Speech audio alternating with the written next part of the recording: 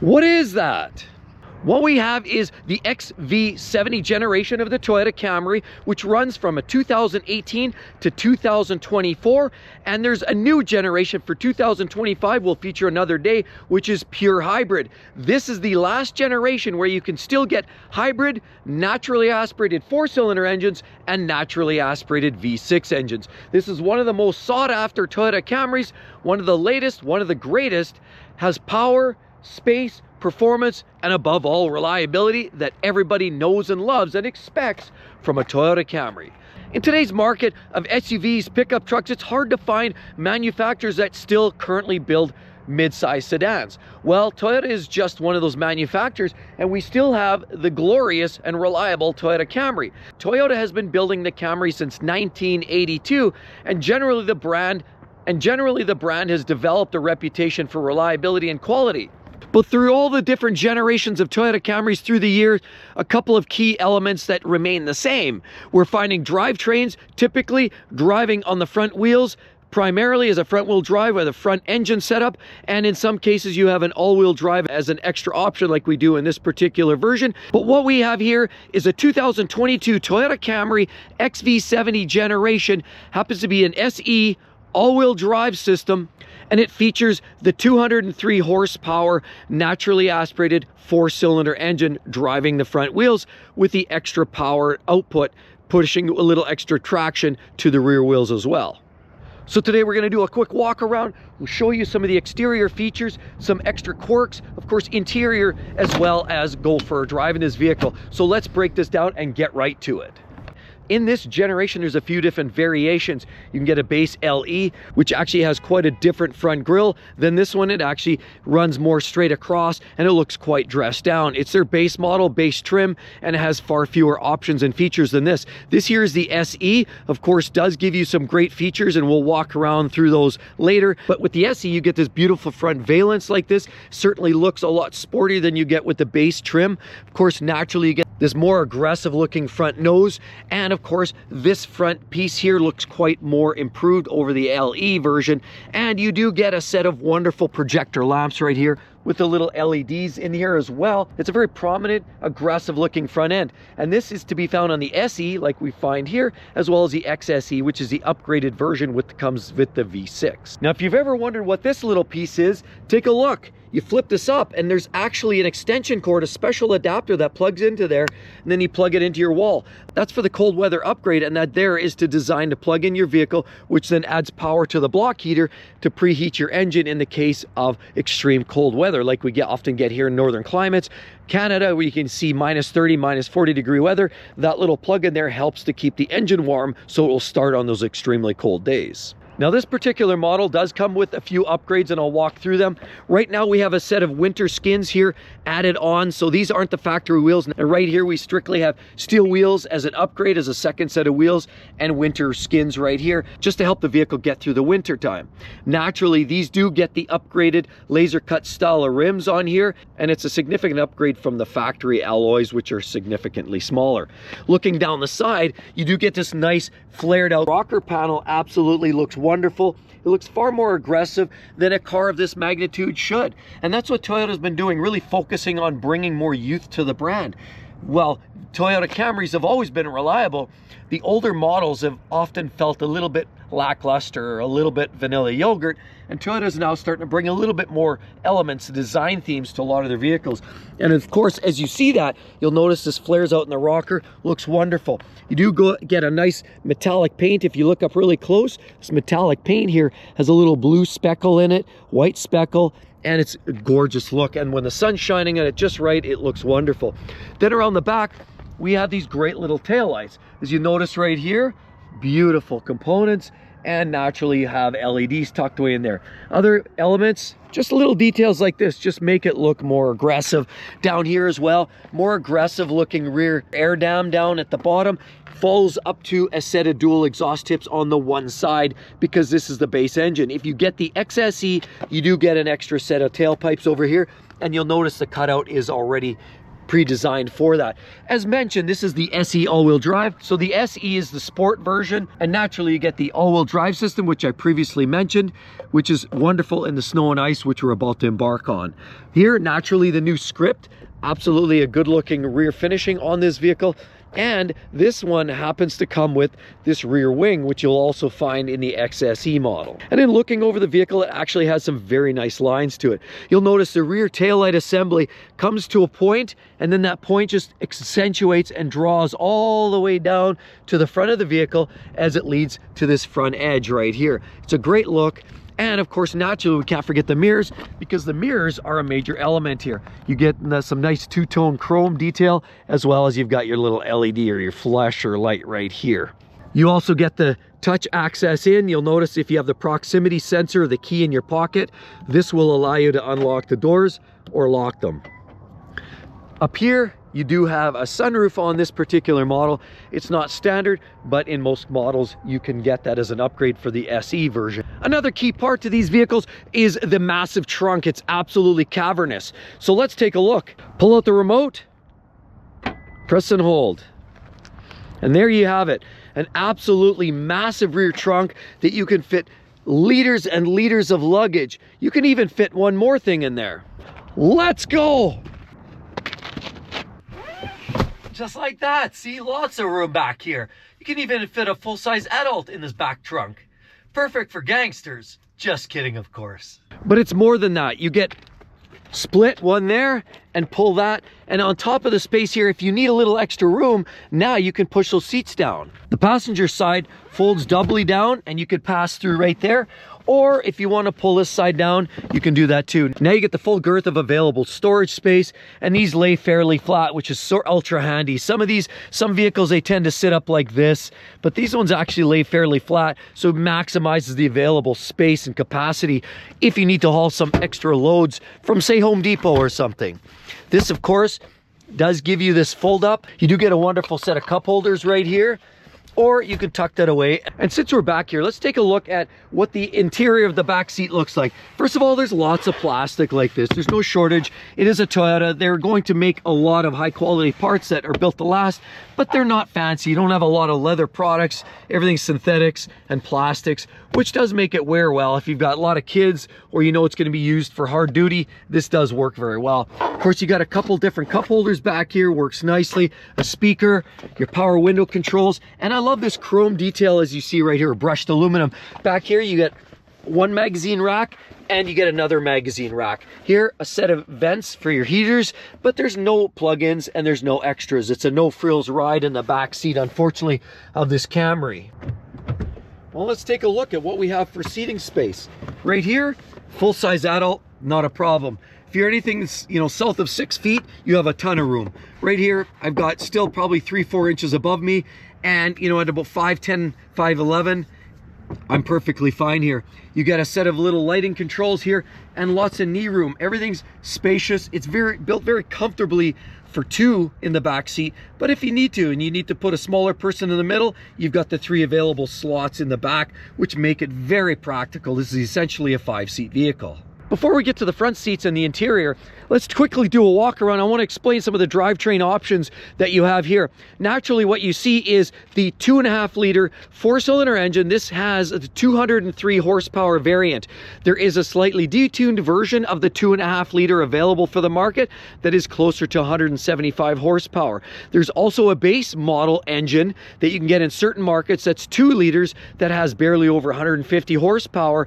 And on top of it, you can get a V6 engine that's 3.5 liter naturally aspirated, also runs transversely mounted like this and coupled directly up to the 8-speed automatic transmission that's tucked in under the hood. That's right, torque converter, no CVT here. And that V6 engine provides you with 300 horsepower. This is 203 horsepower in this configuration, and it works like a charm. Well, it's not exactly the base trim, it's the middle of the road. base trim for North America, but again, some markets do provide you with that 2-liter engine, which would likely feel a little strained. This vehicle here tends to get a little buzzy, a little noisy, but it's reliable and it's built to last for a lot of miles. When I do these reviews, I always like to focus on the mechanical elements. What is it like to maintain? What is it like to fix? How are the quality of the parts under the hood? Well, let's take a quick look. First of all, let's see things like batteries, easy to get at. You know, the fluids for your brakes, easy to get at. Air filters, quite easy to access. All the parts are relatively well made. You get these beautiful little crimp hoses. Instead of the plastic ends like you're finding on a lot of manufacturers, Toyota is still using some of the older style fittings like that, like this as well on your cooling system. Makes it very reliable, easy to change, and lower cost. So it's a win-win-win. And you could just tell a lot of the parts are built to last. Everything is accessible. You've got your auxiliary belt here. All of your components and major parts that you need to change or access are easy to access here in any way. Of course, air conditioning top up. There's an O2 sensor down there if you need to access. Everything's within a wrench's reach. And I like to, as a do-it-yourselfer, I like to think about how easy parts are to access. And of course, they're well made. So this is an important feature to look at. The Toyota Camry does not disappoint. The front seat of these Toyota Camrys are quite spacious as well. And you've got all kinds of space to move the seats back. You've got adjustability, power seats, and it allows you to just set yourself in a comfortable position. We took a vehicle like this out this year on a road trip, about 2,500 kilometers this year. We found this vehicle extremely capable to drive the Sierra Nevadas, drive through the hot desert of Death Valley, and it performed flawlessly. No oil consumption, no overheating issues. This vehicle was just bulletproof. But let's take a quick look and do a quick run around here. Here, obviously, down in the controls, you have power locks. You obviously have the lock controls, and you have controls for all of your windows. Not fancy, but it's functional. More of that brushed aluminum, looks great. And down here, you have your natural controls. You can pop your trunk, gas, and as well, you've got heated steering wheel in some of these upgrades. Right here, controls. Very positive engagement. Quality parts that are meant to last hundreds of thousands of operations before any of this fails. Down here you have paddle shifters, absolutely easy, nice engagement. Here you've got menu controls. So you've got some safety controls at your fingertips, cruise control, and of course you can adjust some of your stereo right here, which of course you have your infotainment in front of you in this large screen, which was all part of the upgrade of this particular unit, as well as the laser cut rims. You get the larger screen. You also get a sunroof like this, gave you lots of great features. You do get heated seats as mentioned already, and you can control driver's side, passenger side heated seats. You as well have this hold, electric brakes, and you do have the 8-speed automatic transmission right here. Here you've got USB plug-ins, and right here you can plug in as well for 12 volts or 120 volt inverter power right here. And this does give you the phone charger right here wirelessly. And the beauty about Toyota is they are all about simplicity. Sure, they don't have all the fancy materials. You need to step up to Lexus for that. You do get a lot more plastic, but Toyota's done a great job of putting this contrast looking stitching here. This does make it feel a little more luxurious. Put a multitude of different texturing here and different details. Just gives it a look of a little bit additional richness. It doesn't look like a Lada inside. It actually has a great feel to it. Now the buttons are all accessible.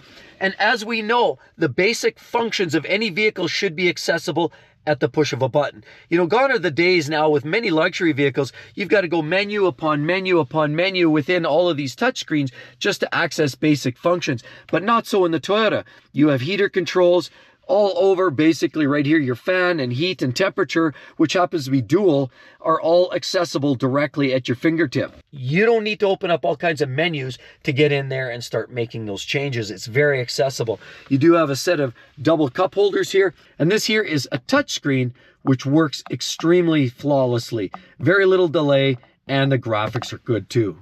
Did you also know this push start is an upgrade? You can get some models, the base trims, which actually have the old conventional key style, but Toyota has this an upgrade for many of these models.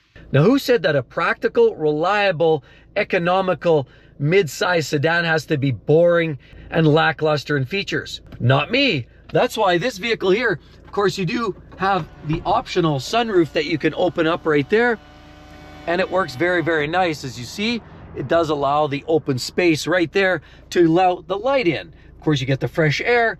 That's a wonderful place to be.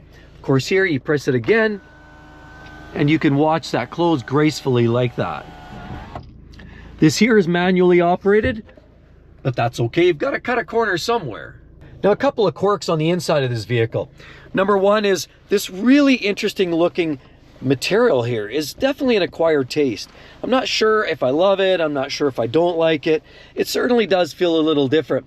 But I will say this material, even though it's not leather, from a distance it has a very leather look to it, and it will wear extremely well. This vehicle has a lot of passengers in it already, and you can see some light creasing here, but it's holding up very, very well with age already, as this vehicle does have 38,000 kilometers on the odometer right there. It clearly is still holding up very, very well. Again, lots of materials in here.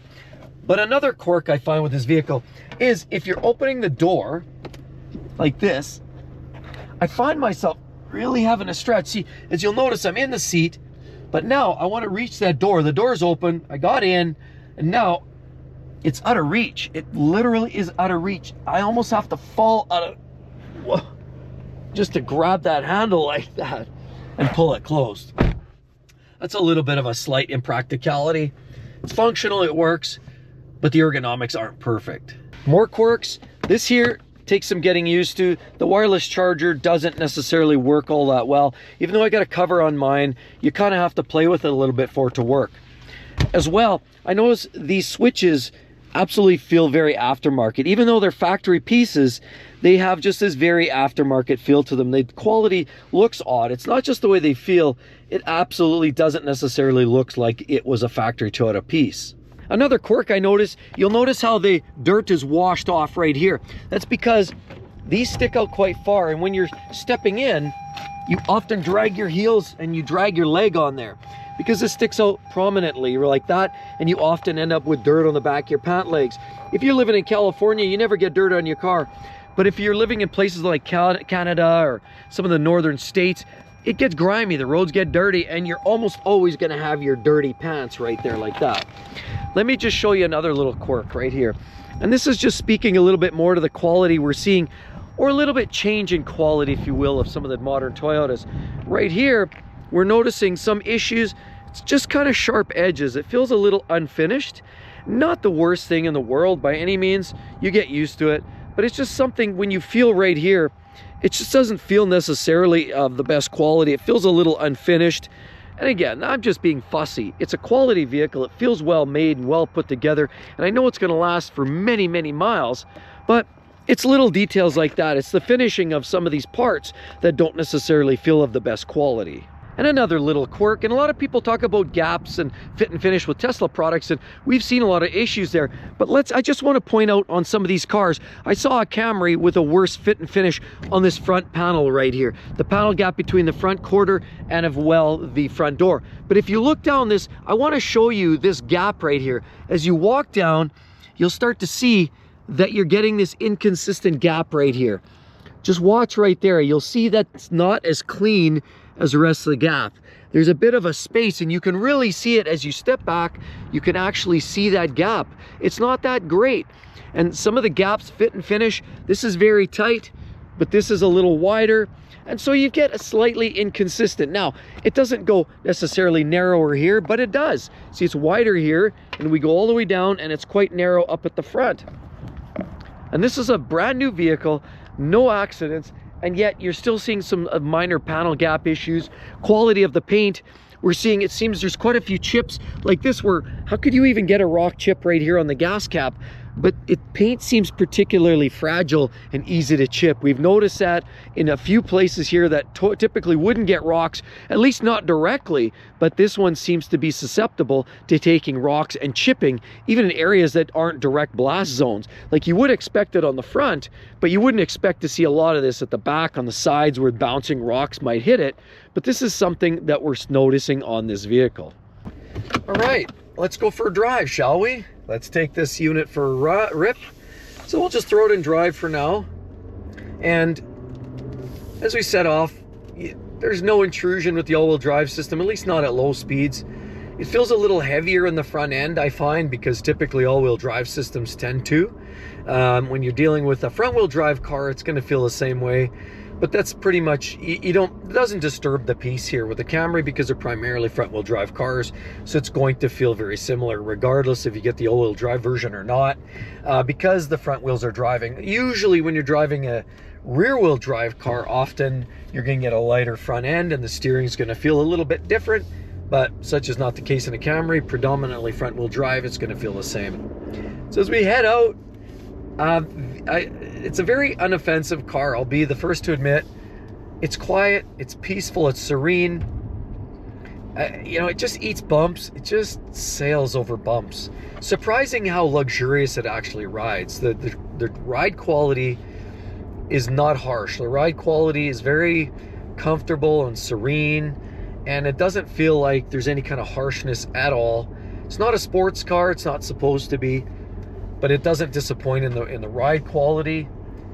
You could feel a small amount of the undulations underneath your seat. I mean, we're not on an air system, but it does feel very, very compliant, and it seems to just gobble up bumps quite easily. Now, again, everything's quite nice. The way it just overall, you know, switches back. The steering is pretty heavy, but again, it's a slower steering. It's not like driving a Ferrari, which is very twitchy on the front end. And some love it, some don't. But for a daily car that you want comfortable, easy to drive and use on the street, that doesn't feel nervous and excitable, this car definitely has you covered there, because it definitely doesn't have this exciting dynamic. It doesn't have a real energized feel to it, so you don't feel nervous driving it. It just feels very, very comfortable, as you would expect from a front-wheel drive Camry should feel. I mean, one of its closest competitors, the Honda Accord, I would say feels a notch more energized. If you want the Japanese sedan that's still on the market today, the Accord is your bet. Probably feels it slightly more lively too in the performance and the drive, unless you opt up for the V6 in this. But even the V6, it gives you the 300 horse, but it's a very linear and progressive drivetrain, and so you don't get that lively, energized feel like you do with some of these hybridized versions now, what you're finding in the Accords give more of that immediate punch. You don't get that immediate punch even with the V6 in this, but it does give you that peak power, which is nice, definitely for passing power on the highway. This 4-cylinder SE definitely has a nice, like I said, it doesn't feel strained. It feels quiet, compliant. I love it. It's great. It doesn't have gobs of performance, but again, this is the balance between, you know, really more economy and efficiency rather than outright performance. Now, I would say coming out of corners, if you listen,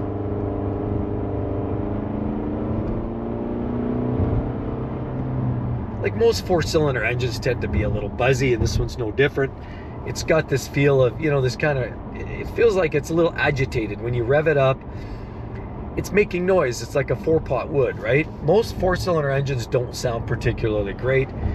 Even a review I did on the BMW 330 a couple years ago, that has the turbo 4-cylinder, 2 liters, and makes 250 horse. Other than the Giddy Up and Go, which has clearly a little bit more, it's equally sounds a little strained too. You really got to step into the 6s to get a little more sound, and the V8s, of course, which unfortunately aren't available in a Camry. But that's where the hybrid kind of does some of this magic. Some of the new hybrid drivetrains that you're getting in the new Camrys were an upgrade and now are going to be standard. And the drivetrains will give you that immediate punch. You'll get more of that zinginess. You'll still hear the engine. You'll still hear the ICE engine buzzing, but you'll feel like you'll have to apply less throttle, and there will be less situations where you're getting that buzziness because the batteries will be doing more of that work to get up and go. So even on a 2/3 acceleration in the hybrid drivetrains, you're going to get less of that buzzy, less of that animated noise that you're getting in this drivetrain. But realistically, this 2.5 liter 4-cylinder, you know, 203 horsepower. Do you remember when that Toyota, the MR2, remember the newer generation of the Toyota MR2 had little over 200 horse? And at the time, that's, you know, everybody was pumping that up for having such a lively drivetrain. It was a turbocharged 4-cylinder engine, and it was peppy and spunky. But realistically now, this one here has a very similar level of output, but they're doing it in a naturally aspirated way, and they're doing it with, you know, a very simplistic drivetrain. 2.5 liters, no turbos, no hybrids. And that's what is going to be missed. Ultimately, this second last generation and this 2022 model year is going to be one of the last generations of the ability to enjoy a naturally aspirated drivetrain, because we know that Toyota's already talked about going all in with hybrid and not necessarily electric vehicles. We know Toyota is definitely a little resistant to go pure EV, but they're certainly experimenting with hydrogen, looking at a lot of you know, their hybrid drivetrains. And these hybrids, like, they've all but perfected it. Toyota's probably got the best hybrid drivetrains. Their CVT systems, which they're usually couple up with the eCVTs or the CVT drivetrains, are, you know, a set of gears, and you're dealing more with a planetary gear system rather than the belts and pulleys that you get in the, you know, the Jatcos that you're getting in the Nissans and some of the Infinities. It's far more reliable in the Toyotas than some of their other competitors. Even Honda has struggled with some of their CVT transmissions, whereas Toyota's pretty much perfected CVTs. They're just about perfected hybrid drivetrains, and you don't feel like you're giving any of the reliability up, regardless of what drivetrain you decide to go with in Toyota. You want to go with a hybrid, it's going to be reliable. You go with a CVT, it might be boring and bland and buzzy, but it's going to be reliable. Toyota just knows how to build a well-sorted car that's going to be reliable and durable for years to come. And this one, though, with that said, is going to be one of the last simple drivetrains with this 2.5 liter naturally aspirated, coupled up to this torque converter auto. Again, whether you choose this or whether you choose to go with the V6, it's the same thing. It's going to get that torque converter auto. If you step down and you go into the Corolla of the same generation, you're going to have to go with the CVT. And that was a big selling feature for a lot of people, to step into the Camry.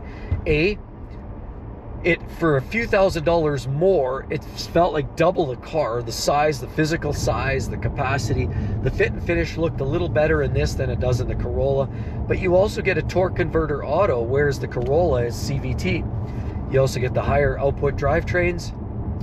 And the Camry is that sweet spot. A lot of people love it. It just answers the question for so many people out there just looking for a reliable mode of transportation. And the fact that, you know, a lot of the domestics have pretty much eliminated. Ford turfed the Ford Fusion a couple of years ago. Ford's no longer making cars. GM are getting rid of their mid-sized sedans as well. They're getting rid of cars. Stellantis is getting rid of, you know, the 300M, 300S. You know, their 300 series is going away.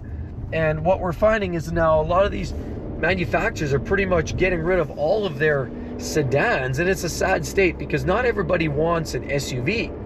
And this is one of the last sedans available in the market, at least on the domestic marketplace. If you go to Europe, you know, there's some different opportunities there. BMW, Audi are making some vehicles, but for the mainstream, a lot of these manufacturers are just choosing to go with SUVs, smaller subcompact sporting SUVs. You know, 2-row, 3-row SUVs seem to be the hot thing these days. And while Toyota's got their share of those as well,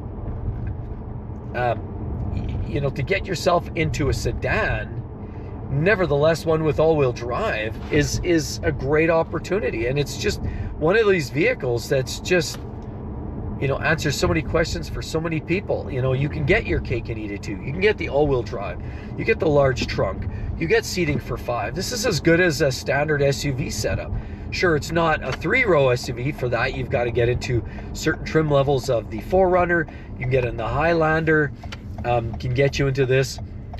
But realistically, this really is such a practical, reliable car that, you know, in a marketplace full of SUVs, it's honestly, it's a bit of a breath of fresh air, because you just don't get many of these types of vehicles on the market anymore.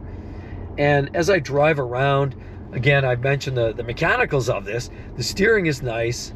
The performance is moderate. Let's just put it that way. It's not earth-shattering by any means. And even, you know, just putting your foot into it just momentarily.